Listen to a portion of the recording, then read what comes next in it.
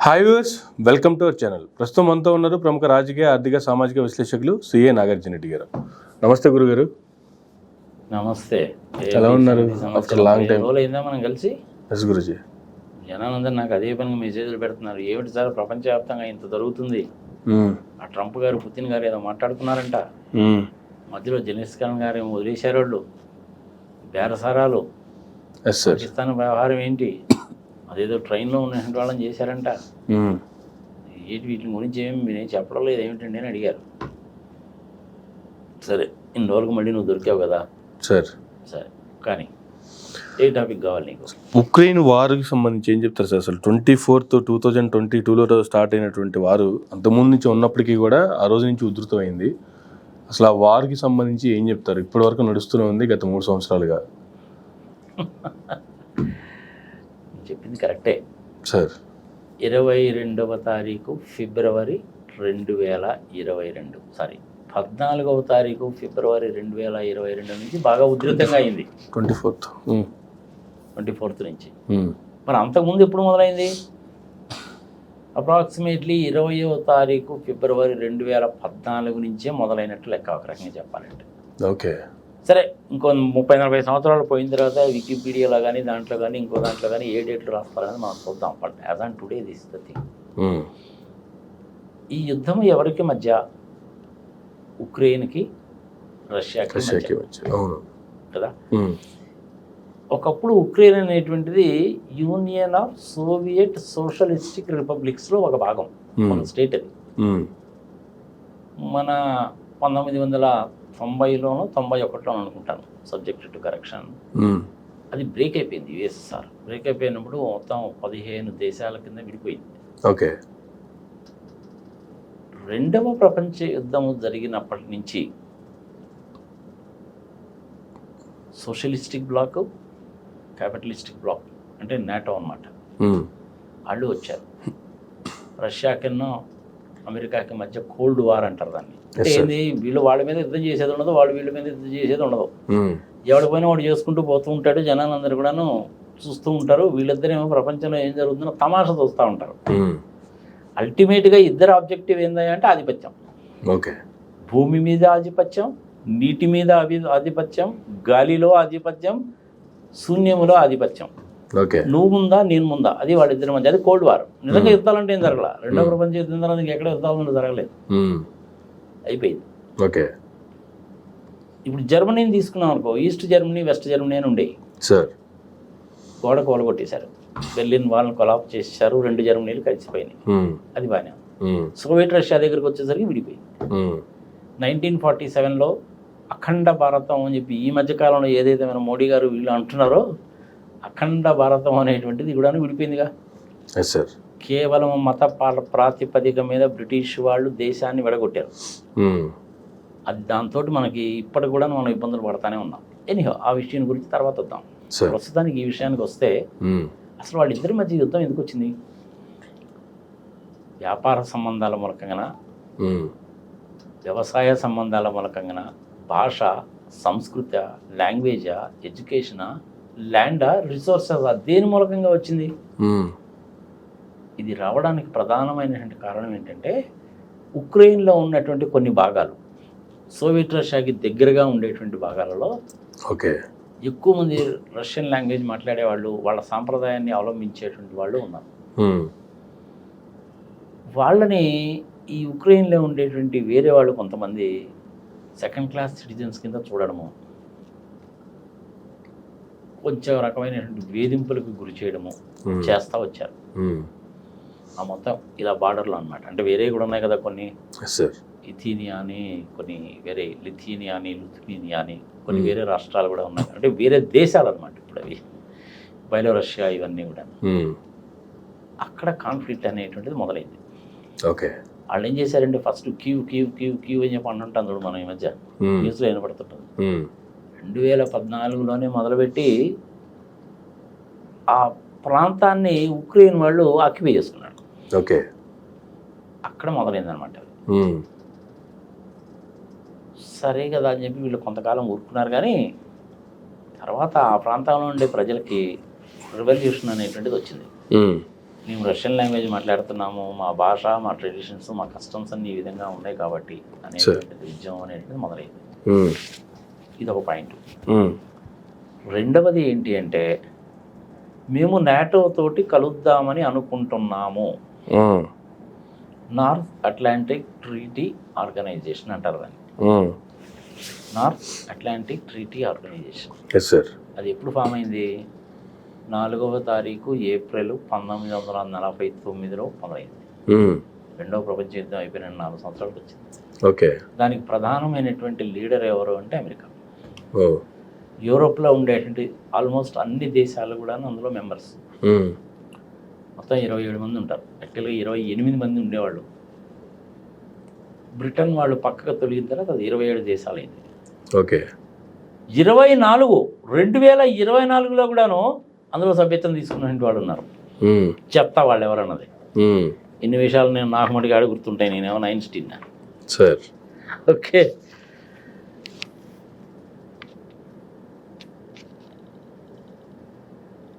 అంటే కావాలంటే మీరు కట్ చేసి పెట్టుకోవచ్చులే. కానీ కొత్తగా నాటోలో జాయిన్ అయినటువంటి దేశం ఏది అంటే స్వీడన్. ఓకే. 2024లో స్వీడన్ కూడాను ఆడతోటి జాయిన్ అయింది. మొత్తం ఇప్పుడు 27 దేశాలు ఉంటాయి నాటోలో. మీరు నాటోలో జాయిన్ కాకూడదు, ఉక్రెయిన్ నాటోలో జాయిన్ కాకూడదు. ఇది పుతిన్ యొక్క అభిమతం. ఎందుకని? వీళ్ళు జాయిన్ అయితే వాళ్ళకి వచ్చిన నష్టం ఏంటి? అక్కడే ఉంది మరి, తిరకాసంతా ఆడే ఉంది. ఎప్పుడైతే యుక్రెయిన్ కూడా నాటోలో జాయిన్ అవుతుందో అమెరికా వాళ్ళు వాళ్ళ సైనిక బలగాలను తీసుకొచ్చి F-16లు, F-35లు, B-2 బాంబర్లు, B-52 బాంబర్లు, 5th generation stealth air crafts ఇవన్నీ వచ్చేస్తాయి. అక్కడ ఉండేటువంటి రెడ్ సీలోను అక్కడ ఇక్కడ సంగతి సమాచారంలో వాళ్ళ 7th ఫ్లీటు, 8th ఫ్లీటు, 10th ఫ్లీటు వచ్చేస్తాయి. ఓకే. వాళ్ళు అక్కడ తీసుకొచ్చి అటామిక్ బాంబ్స్ కూడా స్టోర్ చేసి పెడతారు. రష్యాకి చాలా దగ్గర అయిపోతుంది కదా, మరి రష్యాకి ఇబ్బందిగా. అందుకని మీరు నాటోలో జాయిన్ కాకూడదు. మీరు నాటోలో జాయిన్ కాకూడదు అని పుతిన్ గారు జెలెన్స్కీని అండలా. మీరు నాటోలోకి ఉక్రెయిన్ జాయిన్ చేసుకోకూడదు అంటున్నాడు ఆయన. రెండింటికి తేడా ఉంటుంది, గమనించు. ఓకే. జెలెన్స్కీకి నువ్వు నాటోలో జాయిన్ కావద్దు అని చెప్పడంలా, అమెరికా వాళ్ళని అంటే ట్రంప్ గారిని మీరు ఉక్రెయిన్ని జాయిన్ చేసుకోవద్దు అంటున్నాడు. ఓకే. మెయిన్ ప్రాబ్లం అనేటువంటిది అక్కడే. దాంతో వారు మొదలైంది అనమాట. ఓకే. నిజంగా కనుక మాట్లాడితే రష్యా వాళ్ళు కనుక తలుచుకుంటే అసలు ఈ 3 సంవత్సరాలు కాదు, 3 days అవుట్. దేనికి పనికిరాదు ఉక్రెయిన్. ఓకే. ఇది నేను చెప్తున్నాను మాట అని చెప్పి అనుకోవాక నువ్వు. జెలెన్స్కీ గారు, ట్రంప్ గారు ఇద్దరు కూర్చొని ఓవెల్ హౌస్లో మాట్లాడుకుంటున్నప్పుడు జెలెన్స్కీయే చెప్పినటువంటి మాట అది. 3 సంవత్సరాలు ఏందండి, వాళ్ళు కన్నా తలుచుకుంటే 3 రోజుల్లో అయిపోయేది. మీ అందరి సహకారం ఉంది, నాటోలో సభ్య దేశాల సహకారం కూడా ఉంది, అందుకనే మేము కొనసాగిస్తున్నాము అనేసి అన్నాను. ఆ మొత్తం వీడియో చూశాను నేను. వాళ్ళిద్దరి మధ్య జరిగిన మీటింగ్ ఓవెల్ హౌస్లోది. ఇప్పుడు ఆ ఓవెల్ హౌస్లో మీటింగ్ జరగడానికి ముందే మనం వీడియో చేసింది ఇన్ఫర్మేషన్ గుర్తుందా నీకు? వ్యాపారం అండి, వ్యాపారం అంతా వ్యాపారం వీడియో చేశాంగా. అది చేసిన తర్వాతనే కదా ఆ మీటింగ్ జరిగింది. అది ఆ మీటింగ్లో మొత్తం అది 50-55 minutes ఉంది. అమర్, ఇప్పుడు తెలియాలి కాబట్టి చెప్తున్నాను. అంతా కూడా ఇంగ్లీష్లోనే ఉంది. అది మొత్తం పైనుంచి కింద వరకు కూడా చూశాను. ఎంటైర్ స్పీచ్ చూశాను నేను. ఓకే. 45 నిమిషాల వరకు కూడాను చాలా బాగుందబ్బా మీటింగు. జెలెన్స్కీ మాట్లాడినా, ట్రంప్ మాట్లాడినా, వాళ్ళిద్దరు కలిసి మాట్లాడుకున్నటువంటిది ప్రశ్న సమాధానము చాలా చక్కగా ఉంది. ట్రంప్ గారు మాకు చాలా హెల్ప్ చేశారు, ఐఎమ్ వెరీ థ్యాంక్ఫుల్, అది ఇది సంగతి సంవత్సరాలు బాగానే మాట్లాడుకున్నారు ఇద్దరు. కరెక్ట్గా 45-46 నిమిషానికి వచ్చేసరికి టెంపర్మెంట్స్ పెరిగిపోయింది. కారణం ఏంటి అంటే వైస్ ప్రెసిడెంట్ ఉన్నాడు కదా, I forgot his name, JD Vance జోక్యం చేసుకొని మీరు మాట్లాడేటువంటి పద్ధతి సరిగా లేదు, మా ప్రెసిడెంట్కి మీరు పదాభివందనం చేయాలి, మీరు థ్యాంక్స్ చెప్పుకోవాలి మాకు, మేము లేకపోతే అసలు మీరు ఎక్కడున్నారు, ఎప్పుడో ఏమో అయిపోయేవాళ్ళు మీరెంత, మీ దేశం ఎంత, నువ్వెంత, నీ కెపాసిటీ ఎంత, ఏమనుకుంటున్నావు నువ్వు? మా ప్రెసిడెంట్ గారితో ఆర్గ్యుమెంట్ చేస్తావేంది నువ్వు అడుక్కోవాలి మమ్మల్ని, నువ్వు మమ్మల్ని బతిని ఆడుకోవాలి, మేము లేకపోతే నువ్వు ఎక్కడున్నావు అని కొంచెం ఆ రకంగా మాట్లాడేసరికి జెలెన్స్కీకి అడికాయల మంట నెత్తికెక్కింది. ఏమన్నాడు తెలుసా? నువ్వు అరిస్తే నేను భయపడతాను అనుకుంటున్నావా, తగ్గేదేలా అన్నాడు. అప్పుడు మళ్ళీ ట్రంప్ గారు ఇన్వాల్వ్ అయ్యి టెంపర్మెంట్ తగ్గించడానికి ట్రై చేస్తూ ఆయన ఇంతకంటే ఇంకా టెంపర్మెంట్ తోటి మాట్లాడాడు. అక్కడ ప్రాబ్లం వచ్చిందనమాట. అంత అసలు నిజంగా అసలు ఆ మీటింగ్ అయిపోయేది. ఎందుకు వచ్చాడు జెలెన్స్కీ అనేసి అంటే, సో ఉక్రెయిన్లో ఉండేటువంటి కొన్ని భూభాగాలలో మేము మైనింగ్ వ్యాపారం చేసుకుంటాము, $500 బిలియన్ దాకా మేము ఖర్చు పెట్టాము, ఇక్కడ బిలియన్స్ అది మేము యుద్ధం కోసం అని చెప్పి చాలా ఖర్చు పెట్టాం, కాబట్టి నీకు బాగా న్యాచురల్ రిసోర్సెస్ ఉన్నాయి. అంటే ఏంది? Iron ore, aluminium ore, gold, platinum, oil resources, rare earths అంటారు కొన్ని, అంటే ఏంది? యురేనియం లాంటి అనమాట. యురేనియం, థోరియం, పొలోనియం లాంటి రేర్ మెటీరియల్స్ ఉన్నాయి కదా మీ దగ్గర, మేము ఆ మైనింగ్ చేసుకుంటాము, అప్పుడు మేము పెట్టిన ఖర్చు వస్తుంది, నీకు రష్యాతోటి ప్రాబ్లం ఉండదు. ఇది వాళ్ళిద్దరి మధ్య జరిగిన సంభాషణ. ఓకే. ఆ అగ్రిమెంట్ అనేటువంటిది అంతకుముందు ఒకసారి 2-3 సార్లు వచ్చి వెళ్ళాడు, ఫైనలైజ్ కాలేదు. లాస్ట్ టైం వచ్చినప్పుడు ఏంటంటే సంతకం పెడదామనే వచ్చాడు. ఓకే. లాస్ట్ 10 minutes వ్యవహారం అంతా విడిచికొట్టింది. అందుకనే అది కూడా మీటింగ్ ఎట్టు పెట్టారు అనుకున్నాం, మామూలుగా ఏదో క్లోజ్డ్ డోర్లో పెట్టుకొని మాట్లాడుకుంటారు ఎవరైనా. వీళ్ళు క్లోజ్డ్ డోర్లో పెట్టకుండా ప్రపంచం అంతా చూడాలి, అమెరికన్ ప్రెస్ అంతా కూడా చూడాలి అని ఓపెన్గా పెట్టేశారు. జనరల్గా అలాంటి మీటింగ్స్ అన్నీ కూడాను ఎప్పుడు కూడాను క్లోజ్డ్ డోర్లో జరుగుతాయి.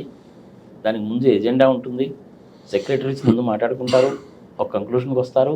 దాని తర్వాత ప్రైమ్ మినిస్టర్స్ కానీ, మినిస్టర్స్, ప్రెసిడెంట్స్, వాళ్ళు ఎవరైతే దేశాధినేతలు ఉన్నారో వాళ్ళు మాట్లాడుకుంటారు.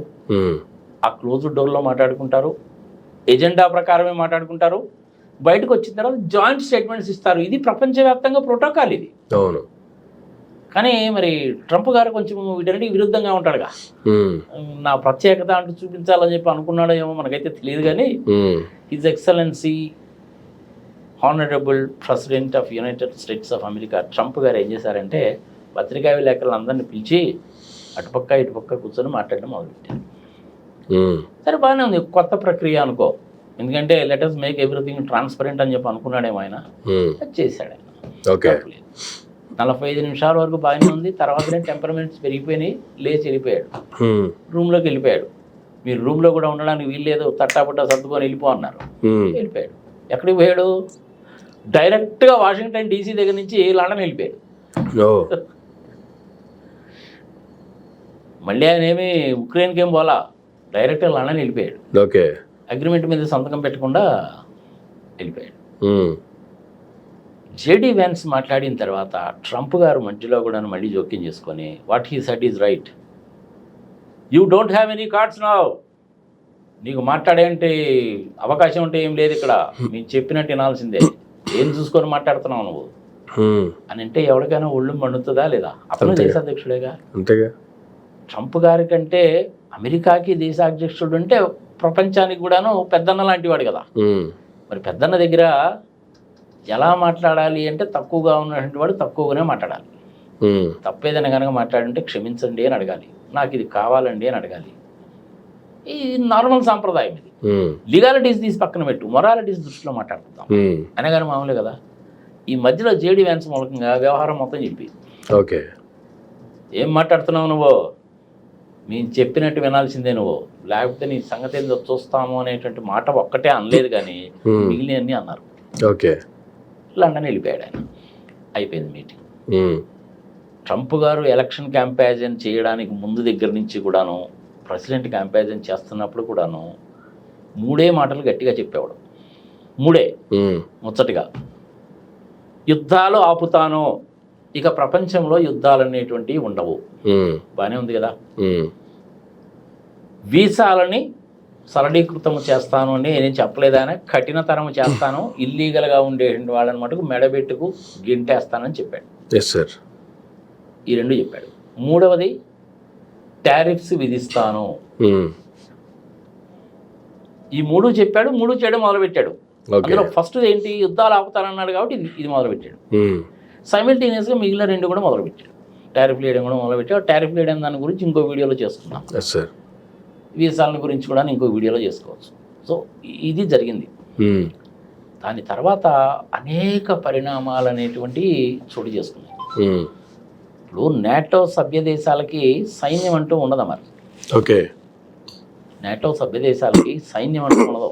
అందులో ఏంటి, Germany, France, Poland, Hungary, then Switzerland, Sweden, Austria, Denmark, ఇంకా లిథూనియా. అంటే లిథూనియా లాంటి కొన్ని దేశాలు అనేటువంటిది ఒకప్పుడు యుఎస్ఎస్ఆర్లో పార్ట్గా ఉండేవి. వీళ్ళందరూ కూడాను ఆ 27 మంది కూడాను సభ్యులు. అదంతా నాటో గ్రూపు. ఓకే. ఇటు పక్కకు వచ్చేసరికి ఏమైందంటే సోవియట్ రష్యా, అంటే రష్యా అనాలి ఇప్పుడు, రష్యా, చైనా, నార్త్ కొరియా, వీళ్ళ ముగ్గురే. మరి ప్రపంచంలో మిగిలినటువంటి దేశాల సంగతి ఏమిటి అనేసి అంటే, ఉన్న ఫ్యాక్ట్ చెప్పాలంటే దేవుడు స్వార్థం ఆడిది. ఓకే. దాని స్వార్థం అని కూడా మన అన్నానికి వీల్లేదా మరి. నేను నా దేశము, నా దేశం యొక్క సౌభాగ్యము, నా దేశ ప్రజలు, నా దేశ ప్రజల యొక్క రక్షణ, నా అభివృద్ధి అని ఎవడైనా అనుకుంటాడా లేదా? అంతేగా. ట్రంప్ గారు కూడా అలాగే అనుకున్నారు. తప్పేం లేదు కదా, తప్పేం లేదు. జపాన్ వాళ్ళు కూడా అలాగే ఆలోచిస్తారు, ఇండియా వాళ్ళు అలాగే ఆలోచిస్తారు. ఈవెన్ చిన్న చిన్న దేశాలు, సౌత్ ఆఫ్రికా లాంటి చిన్న దేశాలు కావచ్చు, అభివృద్ధి చెందిన దేశాలు, జాంబియా, జింబాబ్వే, ఇంకా చిన్న దేశాలు కూడా చాలా ఉంటాయి. కొన్ని దేశాల పేర్లు అయితే మనకు తెలియని కూడా తెలియదు అసలు ఒకసారి. వాళ్ళు కూడా అలాగే ఆలోచిస్తారు. దేశ నాయకుడు అనేటువంటి వాడు స్వార్థపరుడు కావచ్చు, కరప్టెడ్ ఫెలో కూడా కావచ్చు, అవినీతి పరుడు కూడా కావచ్చు, ప్రజల సొమ్ముని దోచుకునేవాడు కూడా కావచ్చు. కానీ 1-2 ప్రిన్సిపల్స్లో మటుకు జాగ్రత్తగానే ఉంటారు. దేశ రక్షణ, కొంతవరకు అభివృద్ధి, ఈ రెండింటిలో మటుకు కాంప్రమైజ్ కాదు. ఓకే. ప్రపంచంలో ఏ దేశమైనా తీసుకో, ఎన్ని సంవత్సరాల వెనక్కి వెళ్ళైనా హిస్టరీ తీసుకో, ఆ 2 విషయాల్లో మటుకు కాంప్రమైజ్ కారు. యంగ్స్టర్స్ గుర్తుపెట్టుకోవాలి ఇది. ఏంటవి? కాంప్రమైజ్ కాదు, దేశ రక్షణ కాంప్రమైజ్ కాదు, అభివృద్ధి కొంతవరకు కాంప్రమైజ్ కాదు. అన్నిటికంటే ముందేమైంది అంటే నా దేశము, నా దేశ పౌరులు వాళ్ళని రక్షించడం, ఇది ఫండమెంటల్ ప్రిన్సిపల్. ఎవరైనా చేస్తారు అది. ఇక అభివృద్ధి, సంక్షేమ పథకాలు, ఇంకా 6 ప్యాకులు, పాడు, పచ్చిబదలు, పెండా కూడా there is the next thing అది. సో ఆ విషయంలో ట్రంప్లో కొన్ని మంచి లక్షణాలే ఉన్నాయి, కొన్ని దారుణమైన లక్షణాలు ఉన్నాయి, అన్ని రకాలైన లక్షణాలు ఉన్నాయి. ఈ నాటోలో ఉండే దేశాలన్నిటికీ ఎవరికి కూడా సైన్యం లేదు. వాళ్ళందరికీ రక్షణ కల్పించేటువంటిది అమెరికానే. మరి అమెరికా వాళ్ళకి ఖర్చు అవుద్దిగా, అంతేగా, అవునా కదా? అదే ట్రంప్ గారు అడుగుతున్నాడు. మీకు సైన్యం లేదు, మీరు సైన్యం మీద ఖర్చు పెట్టే పని లేదు, నా దేశంలో ప్రజలు కట్టేటువంటి ట్యాక్స్లో నుంచి మీ దేశాలకు రక్షణ కల్పించడానికి కోసం అని చెప్పి నేను సైన్యాన్ని మెయింటైన్ చేస్తున్నా. నా సైనికులు కొంతమంది మీ దేశంలో ఉన్నారు, నా మిలిటరీ ఎక్విప్మెంట్ మీ దేశంలో ఉంది, నా ఆయుధాలు మీ దేశంలో ఉన్నాయి, అవన్నీ తయారు చేసి ఇక్కడ దాకా ట్రాన్స్పోర్ట్ చేసి మీ దగ్గర పెట్టింది మీ రక్షణ కోసమే. అది కూడా నేను మిమ్మల్ని ఏం అడగలేదు, మీరు అడిగితేనే నేను చేశా, మీ అందరూ సభ్య దేశాలు. ఈ బాధ్యత పెద్దన్నగా నా భుజస్కంధాల మీద పెట్టారు కాబట్టి నేను ఇన్నాళ్ళు మోస్తున్నాను. ఇప్పుడు నా దేశ పరిస్థితి కూడా అంతంత మాత్రంగానే ఉంది కాబట్టి మీరు ఈ ఖర్చులో భాగాను భరాయించాలి అని ట్రంప్ అంటాడు. ఓకే. దానికోసం ఏమన్నాయంటే, మీరు ఇక మీద మీ దేశానికి సంబంధించిన బడ్జెట్స్లో 2% నుంచి 5% మీ జీడిపి లేదా మీ బడ్జెట్లో డబ్బులు కేటాయించి ఆ డబ్బులు నాకు ఇవ్వండి, నేను మీ దేశాన్ని పరిరక్షిస్తా, మీ దేశాలని. ఈ యూరోపియన్ దేశాలకు అక్కడ రిఫ్ట్ వచ్చిందనమాట. వీళ్ళు ఏమంటారంటే 1949లో పెట్టినప్పుడు నువ్వు మాకు ఈ సంగతి చెప్పలేదు కదా, అందరం కలిసి చేద్దామన్నారు, బాగానే ఉంది కదా అని చెప్పి కలిసాము, మీరు రక్షిస్తానన్నారు కాబట్టి మేము ఒప్పుకున్నాము, మాకు రక్షణ వ్యవస్థతో పెద్ద అవసరం లేదులే అనుకున్నాం, ఏదో మినిమం నామకే వస్తే మాత్రం పెట్టుకున్నాము, ఇప్పుడు ఏంటి మీరు డబ్బులు అడుగుతారు అని వీళ్ళకి ఒళ్ళు మడింది. ట్రంప్ వైపు నుంచి ఆలోచిస్తే ఆయనది న్యాయమే, వీళ్ళ వైపు నుంచి కనుక ఆలోచిస్తే ఈ ఏడుపు ఏదో నువ్వు మొదట్లోనే 1949లోనే కనుక చెప్పుంటే మేము అప్పటి నుంచి మా సైన్యాలను డెవలప్ చేసుకునే వాళ్ళం కదా, ఇప్పుడు మా మీద అంటామేందని వీళ్ళు అంటారు. వీళ్ళు చెప్పేది న్యాయమే, అంతే కదా. అసలు ఎవరిది న్యాయమో ఎవరిది అన్యాయం అనేది నువ్వు అడగడం ఏంది, నేను చెప్పడం ఏంది, అది వాళ్ళకి సంబంధించిన విషయం. కానీ వీళ్ళిద్దరి మధ్య వచ్చిన ఈ డిస్ప్యూట్ అనేటువంటిది ప్రపంచం మొత్తాన్ని కూడా తలకిందులు చేసే పరిస్థితికి వచ్చింది. అందరం ఆలోచించాల్సిన పరిస్థితి వచ్చింది, ఒక సామాన్య మానవుడు కూడా ఆలోచించుకోవాల్సిన పరిస్థితికి వచ్చింది. ఇప్పుడు ఈవెన్ చాట్ బడ్డీ వాడు కానీ, మిరపకాయలు బజ్జీలు వేసుకునేవాడు కానీ హైదరాబాద్ కానీ రాజమండ్రి కానీ గోదావరి కానీ వైజాగ్ కానీ ప్రతి ఒక్కడు కూడా ఇప్పుడు చర్చ ఏమైపోయిందంటే ఇది చివరికి ఏమవుతుంది ఏమవుతుంది ఏమవుతుంది మన సంగతి ఏంది మన సంగతి ఏంది మన మోడీ ఏం చేస్తాడు మన చంద్రబాబు నాయుడు ఏం చేస్తాడు మన స్టాలిన్ ఏం చేస్తాడు మన సిద్ధరామయ్య ఏం చేస్తాడు మన రేవంత్ రెడ్డి ఏం చేస్తాడు ఇది చర్చ అయిపోయింది అనమాట. అందుకని ప్రజలకు కూడా తెలియాలిగా. సో ఇది నాటో సంగతి. ఓకే, అది ఓవల్ హౌస్లో జరిగిన మీటింగ్. లండన్ వెళ్ళిపోయాడు, మీటింగ్ పెట్టాడు అక్కడ. వాళ్ళు మేము 10,000 మంది బలగాలను నీకు ఇస్తాం, మా యుద్ధ విమానాలను కూడా మీకు ఇస్తామని చెప్పారు. జర్మనీ వాళ్ళు అదే చెప్పారు, ఫ్రెంచ్ వాళ్ళు అదే చెప్పారు, పోలాండ్ వాళ్ళు అదే చెప్పారు, అందరూ అదే చెప్పారు. అదే చెప్పేసరికి ఏమైందంటే జెలెన్స్కీకి అమెరికా వాళ్ళు లేకపోతే ఏమైంది, అబ్బో నాకు ఇంతమంది ఉన్నారు కదా నేను దుమ్ము దులిపేయచ్చు నేను ఉతికేయచ్చు అనుకున్నాడు ముందు. కానీ వాళ్ళు యూరోపియన్స్ ఎంత తెలియగల వాళ్ళు అంటే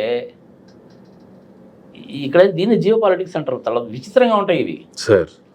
నేను మీ దేశానికి రక్షణ కల్పిస్తున్నాను, మీరేం వర్రీ కావాల్సిన పని లేదు, రూపాయి ఖర్చు పెట్టాల్సిన పని లేదు అని అమెరికన్స్ చెప్పి 1949లో నాటో ఏర్పాటు చేసినప్పుడు అదే పిచ్చిపండువాడు కదా అమెరికన్స్ మన సైన్యం ఏంటి చేసే పని లేదంట, మనకు డబ్బులు బాగా మిగులుతున్నాయిగా, ఇదేదో బాగానే ఉంది అని చెప్పి ఒప్పుకున్నారు.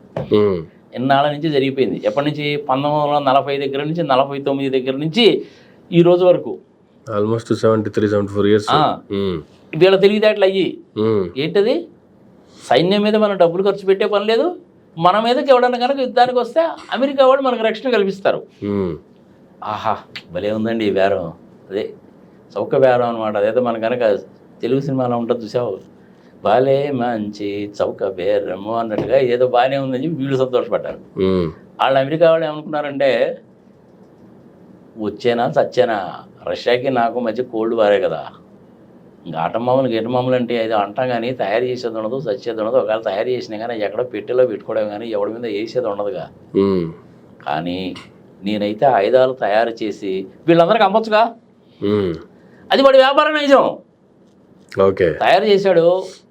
F-35లో నువ్వు 10 కొనుక్కో, నువ్వు 20 కొనుక్కో, నువ్వు 30 కొనుక్కో, నీకు 5 పంపిస్తున్నాను అన్నాడు.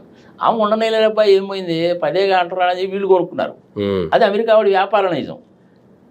యూరోపియన్స్ ఆలోచన ఏంటి, సైన్యం మీద ఖర్చు పెట్టలేదు కాబట్టి మనం అభివృద్ధి కార్యక్రమాల మీద ఖర్చు పెట్టుకుందాం, ఇది వీడి తెలివి. అక్కడ అమెరికా వాడదేమో ఆ తెలివి.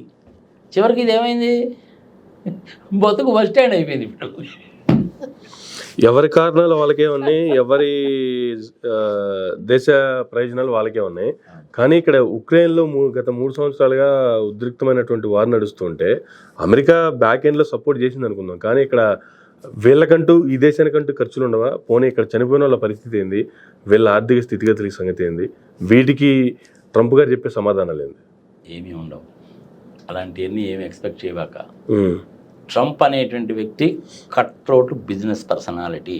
ఓకే, నేను నా వ్యాపారము అంటే నేను అంటే నా దేశం అనమాట, నా దేశము నా వ్యాపారము, ఈ వ్యాపారంలో నాకు లాభం ఎంత వచ్చింది అంతే. ఓకే, ఎవడెట్టపోతే నాకెందుకు. ఏదో అడుక్కు తినే వాళ్ళకి కనుక మనం 5 రూపాయలు 10 రూపాయలు దక్షిణ వేసినప్పుడు అప్పుడప్పుడు వేస్తుంటారు అనమాట. ఏది యుఎస్ ఎయిడ్ అని పెట్టి ఏదో చేస్తూ ఉంటారు, అంతేగాని అంతకు మించి ఏమి ఉండదు. ఓకే, ట్రంప్ అనేటువంటి వ్యక్తి cut throat business personality.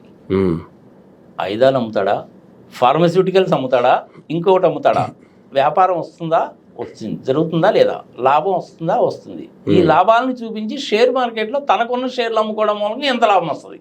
Okay, పక్కా వ్యాపార నైజం. యూరోపియన్స్ ఏమో మనకు రూపాయి ఖర్చు పెట్టే పని లేదు, ఇదేదో బాగానే ఉందని చెప్పి వీళ్ళు అనుకున్నారు. వాళ్ళు అమెరికా వాడు ఏమనుకున్నాడు, వ్యాపారం చేసుకోవడానికి ఇది బాగానే ఉంటుందని వాడు అనుకున్నాడు. ఎవడి తెలివితేటలు వాడియే. సరే, ట్రంప్కి అయితే అది వ్యాపారం, కానీ జెలెన్స్కీకి అయితే ఆ ఉక్రెయిన్లో చనిపోయినటువంటి ఆ ప్రాణాలకి సమాధానం చెప్పాల్సిన అవసరం అయితే జెలెన్స్కీ మీద ఉంటుంది కదా. అందుకనే కదా పుతిన్ గారు ట్రంప్ గారు ఇద్దరు మాట్లాడుకొని జెలెన్స్కీని పక్కన కూర్చోబెట్టింది. ఎందుకంటే వీడు మళ్ళీ ఇట్టాడు తొలికోతలు ఏమైనా వస్తాడేమో ఉద్దేశంతో పక్కన పెట్టారు. అసలు ఇక్కడ రీసెంట్గా ట్రంప్ గారు పుతిన్ గారు కూడా దాదాపుగా 2 గంటల సమావేశం, ఫోన్ కాల్ జరిగింది వాళ్ళిద్దరికి. దాంట్లో జెలెన్స్కీకి ఎటువంటి సంబంధం లేదు.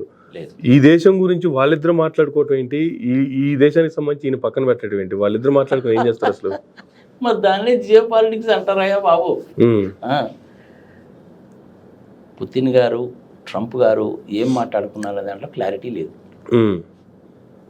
ఉన్న ఫ్యాక్ట్ కనుక చెప్పాలంటే, ఒక సామాన్యమైన అర్థమయ్యేటట్టు కనుక చెప్పాలంటే నాలుగు విషయాలు.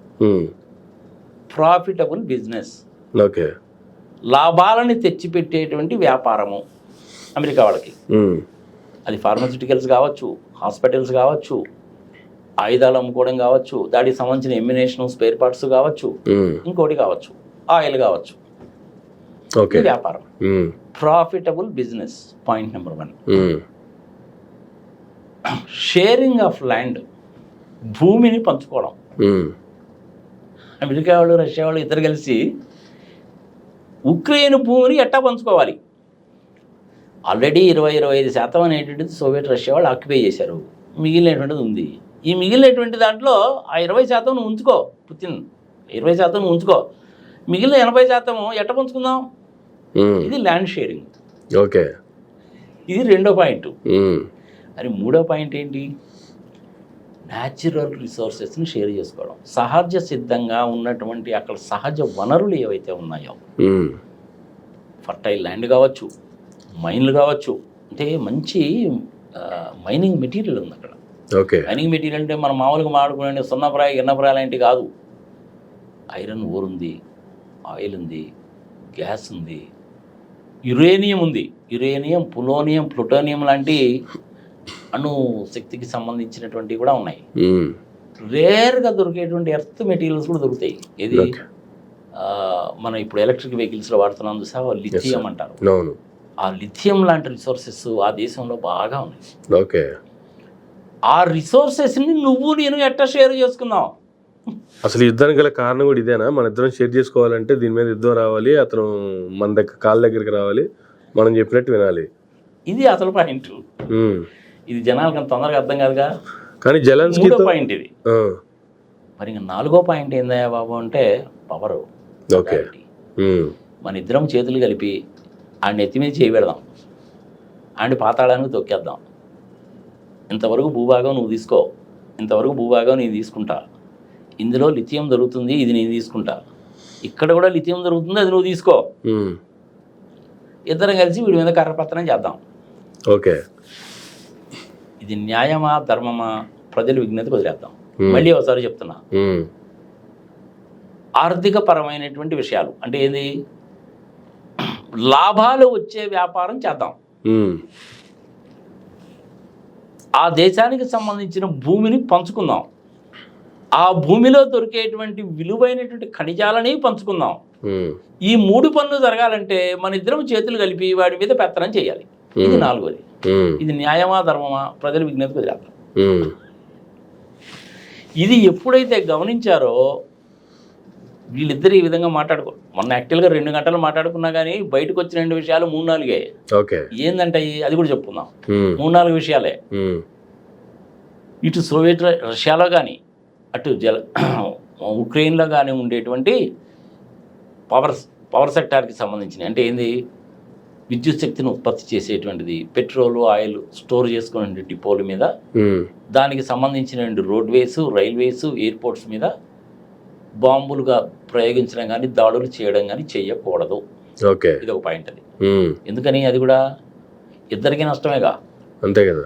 వీళ్ళిద్దరు చేతులు కలిపేసి రేపు ఆ ఇన్ఫ్రాస్ట్రక్చర్ డెవలప్ చేయాలంటే బిలియన్స్ ఆఫ్ డాలర్స్ ఖర్చు అవుతుంది. అందుకని దాని మీద మనము బాంబులు ప్రయోగించుకోకూడదు. రైట్, బాగానే ఉంది. ఇది ఒక పాయింట్. ఓకే, రెండవ పాయింట్ ఏమిటి అంటే సార్, నాటోలో మీరు జాయిన్ చేసుకోకూడదు. ఓకే. మూడవ పాయింట్, ఇప్పటి వరకు మా ఆక్యుపేషన్లోకి వచ్చిన భూమిని గురించి అడగకూడదు. మూడో పాయింట్. 4వ పాయింట్, ఇక మీదట మీరు ఆర్థిక పరమైనటువంటిది కానీ ఆయుధాల పరంగా కానీ జెలెన్స్కీకి ఉక్రెయిన్కి సహాయం చేయకూడదు. ఓకే, ఇవే ఇంపార్టెంట్ పాయింట్స్. ఈ ఇంపార్టెంట్ పాయింట్స్లో వాళ్ళిద్దరు ఫోన్లో మాట్లాడుకున్నది 2 గంటలు అయినప్పటికీ అల్టిమేట్గా ఇదే. ఓకే, నేను వాళ్ళిద్దరు ఏం మాట్లాడుకున్నారో సరే లైవ్లో పెడతారా లేదా తెలియదు, కానీ బయటకు వచ్చిన తర్వాత అయినా స్టేట్మెంట్స్ ఏదో ఒకటి ఇస్తారు కదా అని చెప్పి నేను కూడా చాలా యాంగ్జైటీగా ఆఫీస్లోనే కూర్చొని చూసా. CNN చూశాను, BBC చూశాను, న్యూస్ మ్యాక్స్ చూశాను, అమెరికన్ బ్రాడ్కాస్టింగ్ కార్పొరేషన్లో చూశాను. స్విచ్ ఓవర్ చేస్తూ చూస్తూనే ఉన్నాను అన్నమాట నేను. వాళ్ళిద్దరి మధ్య సంభాషణ చాలా ప్రోగ్రెసివ్గా ఉంది, చాలా చక్కగా మాట్లాడుకుంటున్నారు అని చెప్తారే కానీ ఏం మాట్లాడుకున్నారో ఒకటికి తెలియదు. కానీ జెలెన్స్కీతో జరిగినటువంటి భేటీని అమెరికా మీడియా మొత్తం ప్రపంచం అంతా లైవ్ టెలికాస్ట్ చేసినటువంటి ట్రంప్ గారు వీళ్ళిద్దరు దాన్ని మాత్రం సీక్రెట్గా ఎందుకు పెట్టుకున్నారు? ఎవరికి ఏం తెలియకుండా ఒక 3-4 విషయాలు బయటకు అలా లీక్లు ఇచ్చి 2 గంటలు దాదాపుగా సంభాషణలు అంతా సీక్రెట్గా పెట్టుకున్న కారణాలు ఏంటి? కామన్ సెన్స్ తోటి ఆలోచిద్దామయ్యా. ట్రంప్ గారు ఆయన ఏం కోరుకుంటున్నాడో చెప్పాడు, చెప్పుంటాడు బహుశా. పుతిన్ గారు తమ ఏమి ఆశిస్తున్నాడో చెప్పుంటాడు. పుతిన్ గారు ఆయన యాక్చువల్గా తర్వాత క్రెమ్లిన్ నుంచి ఇచ్చినప్పుడు కూడా నిన్న మనం చెప్పుకున్న పాయింట్స్ చెప్పాడు. మరి ట్రంప్ గారు ఏం చెప్పారు అనేసి అంటే పెద్దగా అంటూ ఆయన ఏం చెప్పిందంటూ ఏమి లేదు. సీజ్ ఫైర్ చేయాలి, వచ్చే 30 రోజుల్లో సీజ్ ఫైర్ చేయాలి. ఆ పెట్రోలు డీజిల్ పవర్ ప్లాంట్ జనరేషన్కి సంబంధించిన వాటి ఇన్ఫ్రాస్ట్రక్చర్ని పాడు చేయకూడదు. ఇది ఫేజ్ 1లో, తర్వాత మళ్ళీ ఫేజ్ 2, తర్వాత ఫేజ్ 3. ఇద్దరు ఫోన్లో మాట్లాడుకున్నారు. న్యూస్ బయటకు వచ్చింది ఆ ఇన్ఫ్రాస్ట్రక్చర్ని దాన్ని ధ్వంసం చేయకూడదని. ఇటు పక్క రష్యా వాళ్ళు వాళ్ళ మీద దాడి చేశారు, అటు పక్క ఉక్రెయిన్ వాళ్ళు వీళ్ళ దాని మీద దాడి చేశారు. ఎంత 10 నిమిషాలు తేడా కూడా లేదాడా? మరి ఇంకట్టాడు సీజ్ ఫైర్ అనేది అట్ట కుదురుతుంది చెప్పు, నీకు కుదరదు కదా. సో అల్టిమేట్గా సీజ్ ఫైర్ కుదిరిందా అంటే కుదరలేదు.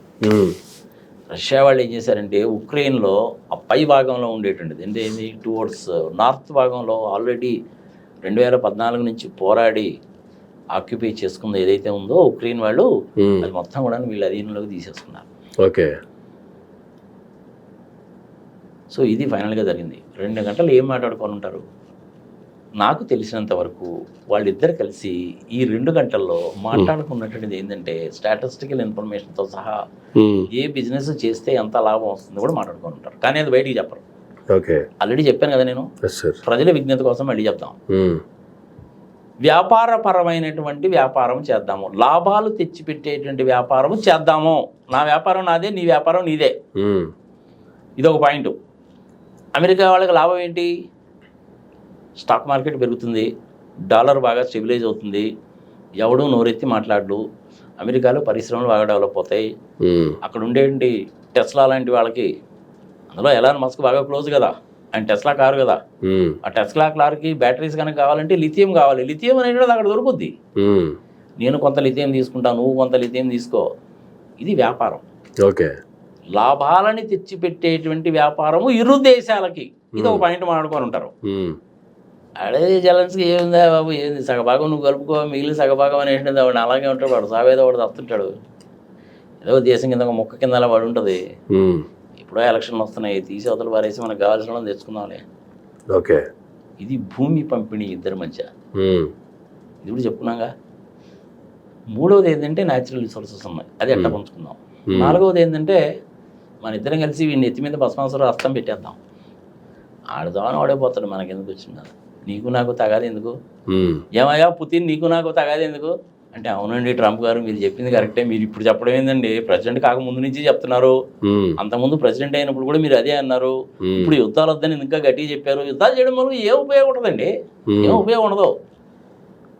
ఇంతకాలం ఎక్కడ యుద్ధాలు జరగలేదు, ఇప్పుడు యుద్ధాలు జరిగినాయి. మీ దగ్గర ఉన్నటువంటి విమానాలు ట్యాంకులు ఎమ్యునేషన్ అంతా అయిపోయింది, నా దగ్గరది అయిపోయింది. ఇంక ఇప్పుడు వేరే వ్యాపారాలు చేసుకుందాం, ఆయిల్ వ్యాపారం చేసుకుందాం, ఈ న్యాచురల్ రిసోర్సెస్ని ఉపయోగించి ఆటోమొబైల్ ఇండస్ట్రీని డెవలప్ చేసుకుందాం, అట్లాంటివి చేద్దామండి. రైట్ అండి పుతిన్ గారు, మీరు చెప్పింది చాలా బాగుందండి. మరి నేను చెప్తుంది, నేను మొదటి నుంచి చెప్తుంది అదే కదండి అంటాడు పుతిన్. యాక్చువల్గా నిజంగా కంటే పుతిన్ చాలా తెలియగలడు. యుద్ధాలు ఆపేస్తానన్న ట్రంప్ గారు బానే ఉంది. ఇంక యుద్ధాలు లేనప్పుడు మళ్ళీ ప్రతి దేశం వాళ్ళ జీడిపిలో కావచ్చు, లేదంటే వాళ్ళ బడ్జెట్లో కావచ్చు 2% మళ్ళీ అమెరికా కేటాయించాల్సిన అవసరం ఉంది. ఇంక ఇద్దరు రాకపోతే ఇంక సైన్యంతో పనే ఉంది. వాడిని దుంపదగ్గర నువ్వేదా రామాయణం అంతా చెప్పిన తర్వాత సీతకు రాముడు ఏమవుతాడని అడిగినట్టు అడుగుతావు. వ్యాపారం స్వామి, వ్యాపారం. అమెరికా వాళ్ళు ఆయుధాలు తయారు చేయాలా, ఎమ్యునేషన్ తయారు చేయాలా, బాంబులు తయారు చేయాలా, B-52లు, F-35లు ఇవన్నీ తయారు చేయాలి కదా. ఇవి తయారు చేస్తేనే అక్కడ ఎంప్లాయ్మెంట్ వస్తుంది, ఇక్కడ తయారు చేస్తేనే అక్కడ ఉద్యోగాలు వస్తాయి, అవన్నీ తయారు చేస్తేనే వాళ్ళకి ట్యాక్స్లు వస్తాయి. ఇలా అన్ని నుంచి వస్తాయి. అమెరికాలో ఫార్మాస్యూటికల్ ఇండస్ట్రీ వాళ్ళు ఒకళ్ళను ఈ ఆయుధాలు తయారు చేసి అమ్మే వాళ్ళు ఎంత ప్రెషర్ ఉంటుందంటే ప్రెసిడెంట్ మీద మామూలుగా ఉండదు. అంత ప్రెషర్ ఉంటుంది. మరి వ్యాపారం కావాలిగా. పుతిన్ ఆయన మాట్లాడుకున్నది కూడా వ్యాపారాన్ని గురించే కదా. అందుకని మరి ఇప్పుడు ఆయుధాలు తయారు చేసి అమ్మాలంటే ఎవరికి అమ్మాలి? యూరోపియన్ కంట్రీస్కి అమ్మాలి. అందుకని చెప్పి అది స్ట్రాటజీ. వాళ్ళకి సొంతగా ఇండస్ట్రీ ఉందంటే లేదు. అమెరికాలో 100 ఉంటే ఈ యూరోప్లో ఉండేటువంటి 27-28 దేశాలు కలిపి అందరు కలిపి కూడా 2-3 కంటే లేవు. ఓకే. ఫ్రాన్స్ వాళ్ళు కొంచెం గట్టిగా ఉన్నారు మ్యాక్రాన్, ఎందుకంటే వాళ్ళు న్యూక్లియర్ ఎనర్జీలో ఎక్స్పర్ట్స్. ప్లస్ వాళ్ళకి మిరేజెస్ మ్యానుఫ్యాక్చరింగ్ ఉంది. మిరేజెస్ 2000 మన ఇండియన్ ఎయిర్ ఫోర్స్లో కూడా ఉన్నాయి. మిరేజెస్ 2000 రాఫెల్ యుద్ధ విమానాలు మనకు తెలిసినాయి కదా, వాళ్ళ దగ్గర ఇట్లాంటివి ఉన్నాయి. ఓకే. అణుశక్తితోటి నడిచేటువంటి ఓడలు ఉన్నాయి, సబ్మెరీన్స్ ఉన్నాయి. వాళ్ళకు ఉన్నాయి. యూకే వాళ్ళకు ఉన్నాయి, ఇంగ్లాండ్ వాళ్ళకు ఉన్నాయి, కానీ మిగిలిన దేశాలకు లేవు. ఓకే. ఈ పోలాండ్, హంగరీ, ఆస్ట్రియా, స్వీడన్ ఈ దేశాలకు ఏమి లేవు. అందుకని వీళ్ళందరూ ఏంటంటే వీడు దుంపద వీడేంద్ర బాబు ఇట్ట మాడతాడు, ఇప్పటికే చాలా తప్పు చేసినట్టున్నాం మనం, వాళ్ళని డబ్బులు కట్టమన్నాడు. మీ దేశాలను ఇంతకాలం నేను పరిరక్షించాను కాబట్టి మీరు నాకు డబ్బులు కట్టండి అన్నాడు. ఎప్పటి నుంచి కట్టాలి? 1949 దగ్గర నుంచి ఇచ్చారు కాబట్టి ఆ సంవత్సరం నుంచి లెక్కేసి డబ్బులు కట్టమని తడిసి మోపిడవుద్ది వాళ్ళకి. సరే, ఆ డబ్బులు కట్టించుకుంటే కడతారేమో, కానీ తర్వాత ఏమంటాడు మళ్ళీ ఎవరి ఇంత పే చేయమంటాడుగా. అందుకని మీ బడ్జెట్లో నుంచి 2% నుంచి 5% మీరు రక్షణకి కేటాయించాల్సిందే. అంటే ఆ 2 నుంచి 5% వరకు నాకు ఇవ్వండి అనే అర్థం. అక్కడ కూడా నీతో ఎందుకు వచ్చిన బాధలారా బాబు అని వాళ్ళందరూ చేశారంటే ఇండిపెండెంట్గా సైన్యాన్ని డెవలప్ చేసుకోవడం అనేది మొదలుపెట్టారు. అది జరిగింది. ఓకే. జెలెన్స్కీ ఏమనుకున్నాడంటే లండన్ వెళ్ళి లండన్తో మాట్లాడి తర్వాత మళ్ళీ ఆయన యూకే వెళ్ళి ఆయన మళ్ళీ ట్రంప్ గారితో మాట్లాడి యూకే ప్రైమ్ మినిస్టర్ ఈ జర్మన్ మ్యాక్రాన్ వెళ్ళి మాట్లాడి సంఘ సమాచారం ఇవన్నీ కూడా 20 రోజుల్లో జరిగినాయి. అల్టిమేట్గా వచ్చిన కంక్లూషన్ ఏందిరా బాబు అంటే ఇందులో చెప్పిన 4. అది ఎవరి మధ్య? ట్రంప్ మధ్య, పుతిన్ మధ్య. మరి ట్రంప్ గారి కన్ను ఇటుపక్క ఈ నాటో దేశాలకి సంబంధం ఏందిరా బాబు అంటే సంబంధాలు చెడిపోయినాయి. ఇంక ఇప్పుడు నాటో అనేది ఉండదు, బ్రేక్ అయిపోతుంది. జర్మనీ వాడికి సైన్యం ఉంటుంది, ఫ్రెంచ్ వాడికి సైన్యం ఉంటుంది, కానీ మరి చిన్న చిన్న దేశాలు ఉన్నాయి, మరి వాళ్ళ సంగతి ఏంది పాపం? ఇప్పుడు పోలాండ్ లాంటి దేశాల సంగతి ఏంటి? అవి చిన్న దేశాలు. అవి ఇప్పుడు వాళ్ళ బడ్జెట్లో నుంచి కేటాయించి వాళ్ళ సైన్యాన్ని డెవలప్ చేయాలంటే అన్ని కూడా మళ్ళీ ఎవరి దగ్గర నుంచి కొనాలి? అమెరికా దగ్గర నుంచో రష్యా దగ్గర నుంచో కొనాలి. మరి ఇద్దరికి వ్యాపారమే కదా. నేను అదేగా చెప్తుంది, లాభాలు తెచ్చిపెట్టే వ్యాపారము అది. ఇప్పుడు వీళ్ళు 27 దేశాలు ఏం చేయాలి? సైన్యాన్ని డెవలప్ చేసుకోవాలి. సైన్యాన్ని డెవలప్ చేసుకోవాలంటే వాడి దగ్గర ఏమీ లేదు. వాళ్ళు చచ్చినట్టు మళ్ళీ అమెరికా దగ్గర నుంచి కొనుక్కోవాలి. మరి అమెరికా వాడికి వ్యాపారమేగా. ఓకే.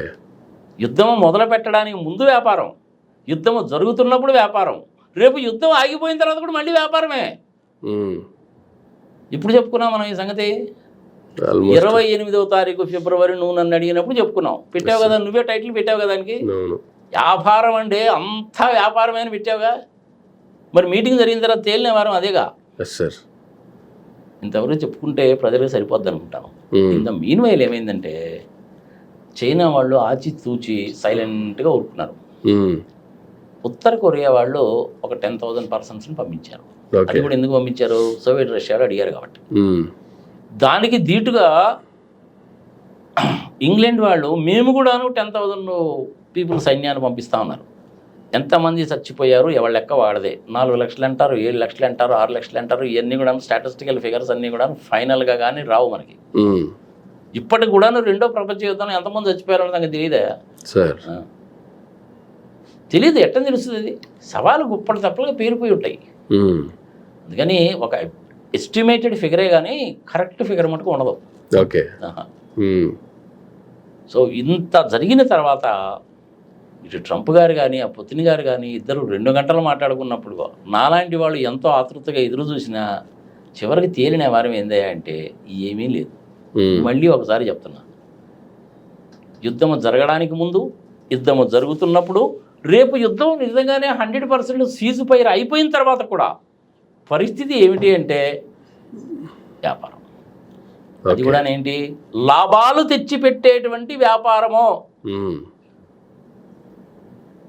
జరుగుతుంది. దానికి పుతిన్ గారు ఏమంటారంటే అనవసరం నా పేరు చెప్పాక బాబు వ్యాపారం అని, మొదటి నుంచి నువ్వు వ్యాపారస్తుడు కాబట్టి అదేదో నీ మీదనే పోనీ. సరేలే పుతిన్ అలాగే చేస్తాను, పోనీలే మంచి పేరు చెడ్డ పేరు నాకే వచ్చినా కానీ పర్లేదు, కానీ ఇద్దరికీ ఉపయోగంగా లాభాలతో కూడిన వ్యాపారం. సరే నువ్వు ఆల్రెడీ 20% ఆక్యుపై చేసుకున్నావు, అది కూడా తీసేసుకున్నావు కానీ నువ్వు ముంచేసుకో. ఇంకా ఇది ల్యాండ్ షేరింగు, రిసోర్సెస్ షేరింగు. నీకు అవి కావాలి, నాకు అవి కావాలి, ఇద్దరు కలిసి చేసుకుందాము. ఆల్రెడీ ట్రంప్ చెప్పాడు కదా, నీ యుద్ధం కోసం నేను అంత ఖర్చు పెట్టాను కాబట్టి నాకు ఆ ల్యాండ్ ఇచ్చేయి.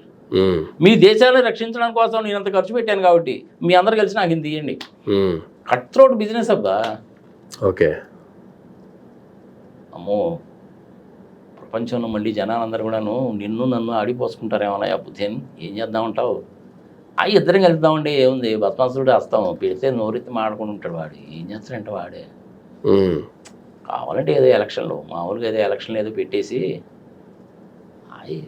వాడిని దింపేసి మనకు అనుకూలమైన తెచ్చుకుందాంలే నీకు నాకు మన ఇద్దరు మాట ఇన్నేవాళ్ళు తెచ్చుకుందాంలే ఇది వాళ్ళిద్దరు 2 గంటల్లో మాట్లాడుకుంది ఓకే ఇంతకంటే ఏమి లేదు స్టేట్మెంట్ మటుకు గ్రాండ్గా అలాగా ఇస్తారనమాట ఇవన్నీ ఏంటంటే అందుకని నేను ఏమంటానంటే ఈ జియో పాలిటిక్స్లో ఎలా ఉంటుందంటే మనకి టీవీలో కనపడేటువంటిది చర్చల్లో జరిగేటువంటిది అంతా కూడాను స్క్రీన్ మీద కనపడుతుంటుంది ఆన్ ద స్క్రీన్ అది that is all together different అది ఓన్లీ ఏదో కంటితుడు తప్ప దేని పనికిరాదు so on the screen only for I witness I washing కోసం బ్యాక్గ్రౌండ్ స్క్రీన్లో జరిగేది ఏందా అంటే అది మీరు కనుక గ్రీన్ మ్యాట్ పెట్టినట్టు అనమాట బ్యాక్గ్రౌండ్ స్క్రీన్లో జరిగేది ఏందా అంటే ఈ 4 విషయాలే ఓకే అంతే 4 స్తంభాలు అనమాట ఈ కారకులు ఎవరాయా బాబు అంటే ఇద్దరే మరి పాపం జెలెన్స్కీ సంగతి ఏమిటి వాడిని ఆల్రెడీ పిచ్చోడు చేశారు వాడేవో పాపం నాకు లండన్ పోయాను ఆయన అన్నాడు జర్మనీ ఆయన అన్నాడు మెర్కార్ అన్నాడు ఫ్రెంచ్ అన్నారు అది అన్నారు ఇది అన్నారు ఆహా ఓహో అని చెప్పి ముందు సంకలు కొట్టుకున్నాడు తర్వాత వాళ్ళు ఏం చేశారండి నీ సంగతి దేవుడు కదా బాబు మా కోపం ముంచాడు ఇప్పుడు ఆయన మేము సైన్యాన్ని డెవలప్ చేసుకోవాలంటే మా దగ్గర డబ్బులు ఆడన్నారే బాబు ఆయన అంటాడు నిన్నగాక మొన్ననే జర్మనీలో కొత్తగా వచ్చిన ఛాన్సలరు మనం ఇవన్నీ కనుక చేయాలంటే పని అయితే ఇంకా తప్పు తీసుకోవాల్సిందేనండి అని చెప్పి వాళ్ళు లిమిట్ పెంచుకున్నారు మన ఇండియాలో కనుక FRPM యాక్ట్ ఎలాగైతే ఉందో వాళ్ళకి కూడా అలాంటిదే ఉంది దాంట్లో కూడా సమ్ పర్సంటేజ్ ఉంటుంది అనమాట ఆ పర్సంటేజ్ని పెంచుకున్నారు ఇప్పుడు ఓకే అది సో ఇప్పుడు నాటో ఇక తీసేయి కర్ర పెత్తనము ఇద్దరు కలిసి చేస్తారు ఇంతకుముందు ఒకళ్ళే చేసేవాళ్ళు ఆధిపత్యము ఇద్దరు కలిసి చేస్తారు ఇంతకుముందు ఒకళ్ళే చేసేవాళ్ళు ఓకే ట్రంప్ ఏదైతే ఎలక్షన్ క్యాంపెయిన్లో 3 విషయాలు చెప్పాడో ఆ 3 విషయాలు మొట్టమొదటిది ఇది యుద్ధం అయితే ఆగిపోద్ది ఏ రోజు ఆగిపోద్ది అనేది మనకు తెలియదు కానీ కొన్నాళ్ళు కంటిన్యూ అవుతుంది ఎప్పుడు అయిపోద్ది అనేది మనకు తెలియదు ఓవెల్ హౌస్లో మీటింగ్ పెట్టినప్పుడు సాక్షాత్ జెలెన్స్కీనే చెప్పాడు రష్యా వాళ్ళు తప్ప మేము ఎక్కడ తట్టుకుంటామండి 3 రోజుల్లో అయిపోయేవాళ్ళం అండి మేము మీ సహాయం ఉండబట్టే అన్నాడుగా మరి ఈ 3 సంవత్సరాల నుంచి ఏం జరిగింది ఇటు నాటో వాళ్ళు అటు అమెరికా వాళ్ళు సహాయం చేయబట్టే ఉన్నారు ఓకే కానీ అక్కడ ఆయన అయితే మరి నేను యుద్ధాన్ని ఆపేస్తాను 15 రోజులు ఆపేస్తానని చెప్పి సిటీకి లేచి మరీ చెప్పాడు కదా ట్రంప్ గారు మరి ఆయన మాట నెరవేర్చుకోవాలిగా లేకపోతే పొరుగు పోదు ప్రపంచం ముందు అందుకని ఆయన ఏం చేశాడంటే ఎప్పటి నుంచో పుతిన్ అంటే ఆయనకి ఇష్టం కాబట్టి కొత్తలో పెళ్లి చేసుకున్నప్పుడు కూడా ఆయన హనీమూన్ వెళ్ళింది మార్చుకొనే అదొక పెద్ద హిస్టరీ మళ్ళీ అదొక హిస్టరీ మొదటి నుంచి కూడా బిజినెస్ పర్సన్ అందులో రియల్ ఎస్టేట్ బిజినెస్లో ఉన్నాడు పైగా పాలిటిక్స్లోకి వచ్చాడు that is a difference so అల్టిమేట్గా ఏంటంటే జరిగేది ఇదే ఏమండి నాగార్జున రెడ్డి గారు మీరు ఇంత చెడు చెప్పారు కదా మీరన్ను పుతిన్ గారన్ను ట్రంప్ గారు మా టెలిఫోన్ మాడుకున్నప్పుడు మీరు ఏదో పక్కనే ఉండి ఎన్నంత లెవెల్లో చెప్పారు ఈయన అది చెప్పాడు ఆయన అది చెప్పాడు ఆయన అది అడిగాడంట ఈయన ఇది అడిగాడంట వాళ్ళిద్దరి మధ్య ఈ విధంగా జరిగిందంట 4 పిల్లర్లంట లాభదాయకమైన వ్యాపారం అంతా భూమి పంపిణీ అంట అని పాడు పచ్చిబదులు ఇంత చెడు చెప్పారు కదండి బాగానే ఉంది మరి మన భారతదేశం సంగతి ఏమిటండి అని ఎవడైనా అనుకుంటాడా లేదా ఎక్కడా నోరెత్తి మాట్లాడకూడదు మనకి ఇటు అమెరికా అయినా అటు రష్యా అయినా ఒకటి మన పాలసీ చూడు మన ఫారెన్ పాలసీ కూడా మొదటి నుంచి కూడా మనము ఇటు రష్యా వైపు లేము అటు నాటోలోనూ లేము అమెరికా వైపు లేను న్యూట్రల్గానే ఉన్నాగా నాన్ ఎలియన్ కంట్రీగానే ఉన్నాగా మనం అప్పుడు ఎట్లా ఉన్నాం ఇప్పుడు అంతే ఉన్నాం రష్యా వాళ్ళన్నా మనకు చాలా విషయాల్లో సహాయం చేశారు కానీ అమెరికా వాళ్ళు ఎప్పుడు చేయలేదుగా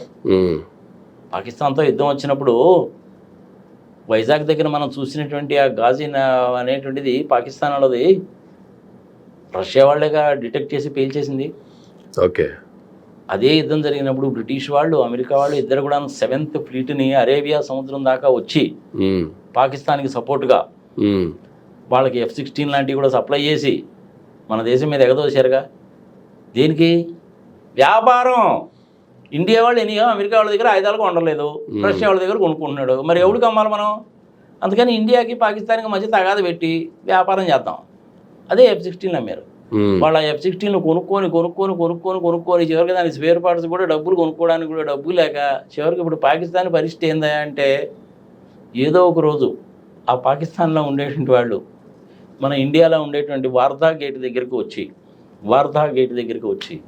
వాళ్ళిద్దరికి గేట్ అక్కడేగా ఉంది మన 2 దేశాలకు మధ్య బడే భయ్యా ముజే భూక్ లగరాయి అనగా తప్పదు పాకిస్తాన్ అడిగి ఏమనాలి బడే భయ్యా ముజే భూక్ లగ్ రహీ మాఫ్ కర్ దేవ్ అనగా తప్పదు పాకిస్తాన్ అని. వాళ్ళ పరిస్థితి అదే. ఇప్పటికి కూడా వాళ్ళు ఇంకా ఎగోయిజంగా పోతున్నారు. ఓకే. ఎప్పుడైతే పాకిస్తాన్ వాడు పరిస్థితి ఆ విధంగా ఉందో చైనా వాడు చిన్నగా ఎంటర్ అయ్యాడు. సరే ఆ ఎపిసోడ్ అనేది ఇంకోటి పెట్టుకున్నాం. ప్రస్తుతానికి ఇంతవరకు చాలు. నీకు ఇంకా ఏమైనా డౌట్స్ ఉన్నాయా, ఇంకేమైనా అడగాలనుకుంటున్నావా నువ్వు? నెక్స్ట్ వేరే వీడియోలో మిగతా కంటిన్యూ చేద్దాం సార్. ఈ వీడియోని ఇక్కడ వరకు ఆపేద్దాం. Thank you sir, thank you very much అండి. ఇదండి పుతిన్ గారి మధ్య కావచ్చు, అలాగే ట్రంప్ గారి మధ్య కావచ్చు 2 గంటల ఫోన్ కాల్ కాన్వర్జేషన్ సంబంధించి నాగార్జున రెడ్డి గారు ఇచ్చినటువంటి విశ్లేషణ. ఇది ఈనాటి మరో గంటలో మళ్ళీ కలుద్దాం. చూస్తున్నానండి మైరా మీడియా.